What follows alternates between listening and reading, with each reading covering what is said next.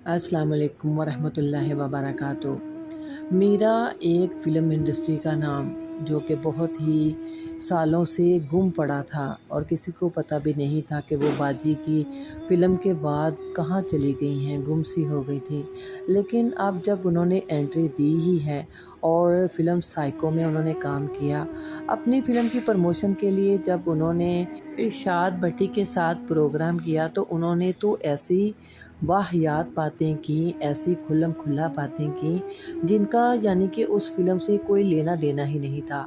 अब उनकी personal life है, उन्होंने क्या किया, हर इंसान अपने किए का खुद गवाह होता है। क्या इन्होंने ज़िंदगी में कोई गुनाह नहीं किया होगा? क्या ये बहुत ही दूध के धुले हुए हैं? क्या इनसे कोई ऐसे गुनाह सरज़द नहीं हुए? खुदारा किसी के ऐबों को उछालने से पहले अपने गिरेबानों में भी झांक लिया करें कि क्या इनसे कोई गुनाह सरज़द नहीं हुआ। और वो तो एक लेडी थी, अल्लाह जाने और उनके काम जाने। ये कौन होते हैं किसी के ऐब को उछालने वाले। अल्लाह ताला हमें किसी की पर्दापोशी करने वाला बनाए, ना कि उसके ज़ख्मों पर और ज़्यादा नमक छिड़कने वाला बनाए। ये इनके अमाल हैं, उनके साथ जाएंगे।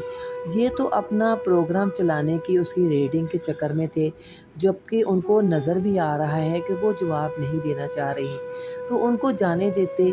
तो इन्होंने हर वो बात खोल कर वाज़िया कर दी लोगों के सामने, उनको ना कि साइको फ़िल्म को अयां किया बल्कि उनकी अपनी पर्सनल लाइफ को ही लोगों के साथ डिस्कस करते हुए दिखाया। मुझे तो ये बहुत बुरा लगा है। आपको कैसा लगा है? अपने कमेंट्स में ज़रूर अपनी राय का इज़हार करें। वीडियो अच्छी लगे तो लाइक कर लें और चैनल को फॉलो कर लें। जज़ाकल्लाहु खैर।